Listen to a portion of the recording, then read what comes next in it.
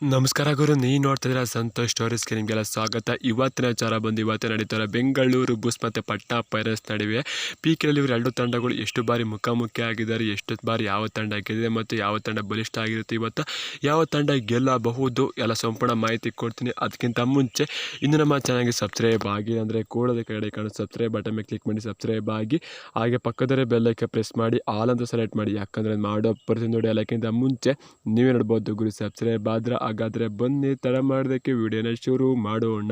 ನಮ್ಮ ಬೆಂಗಳೂರು ಬುಲ್ಸ್ ಇದೇ ವರ್ಷ ಪಟ್ನಾ ಪೈರೇಟ್ಸ್ ವಿರುದ್ಧ ಒಂದು ಮ್ಯಾಚ್ ಗೆದ್ದಿದ್ದಾರೆ ಅಂತ ಹೇಳ್ಬೇಕು. ಅದು ಕೂಡ ಗೆಲ್ಲೋಕೆ ಆಗೋದಿಲ್ಲ ಅನ್ನೋ ರೀತಿ ಇತ್ತು ಅಂತ ಹೇಳ್ಬೇಕು. ಆ ರೀತಿ ಲಾಸ್ಟ್ 5 ನಿಮಿಷದಲ್ಲಿ ಗೇಮ್ ಚೇಂಜ್ ಮಾಡಿದ್ರು ನಮ್ಮ ಬೆಂಗಳೂರು ಬುಲ್ಸ್ ಅಂತ ಹೇಳ್ಬೇಕು. ಅಲ್ಲಿ ಒಂದು ಮ್ಯಾಚ್ ಗೆದ್ರು ಆಲ್ರೆಡಿ ಪಟ್ನಾ ಪೈರೇಟ್ಸ್ ವಿರುದ್ಧ ಅಂತ ಹೇಳ್ಬೇಕು. ಎರಡನೇ ಪಂದ್ಯ ಇದೆ ಅಂತ ಹೇಳ್ಬೇಕು. ಪಟ್ನಾ ಪೈರೇಟ್ಸ್ ನಮ್ಮ ಬೆಂಗಳೂರು ಬುಲ್ಸ್ ಗೆಲ್ಲಲೇಬೇಕು. ಗೆಲ್ತು ನೋಡ್ತಾರೆ ಪಾಯಿಂಟ್ ಟೇಬಲ್ ಮೇಲಕ್ಕೆ ಹೋಗ್ತಾರೆ ಅಂತ ಹೇಳ್ಬೇಕು. 7ನೇ ಸ್ಥಾನಕ್ಕೂ 6ನೇ ಸ್ಥಾನಕ್ಕೆ ಹೋಗೋ ಸಾಧ್ಯತೆ ಹೆಚ್ಚಾಗಿದೆ ಬೆಂಗಳೂರು ಬುಲ್ಸ್ ಅಂತ ಹೇಳ್ಬೇಕು.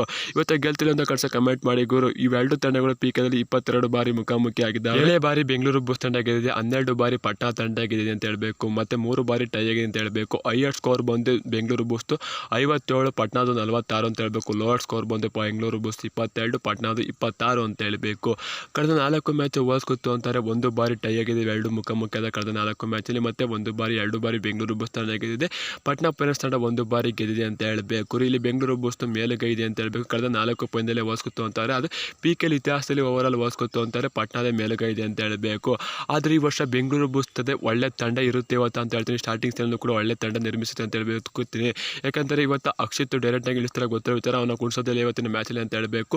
ಇವತ್ತು ಒಳ್ಳೆ ಟೀಮ್ ಆಗಿರುತ್ತೆ ಅಂತ ಹೇಳಬೇಕು. ಮತ್ತು ಹೋಸಲಿ ಸ್ಟಾರ್ಟಿಂಗ್ಸ್ ಇಳಿಸೋ ಸಾಧ್ಯತೆ ಹೆಚ್ಚಾಗಿದೆ ಬೆಂಗಳೂರು ಬುಲ್ಸ್ ಅಂತ ಹೇಳಬೇಕು.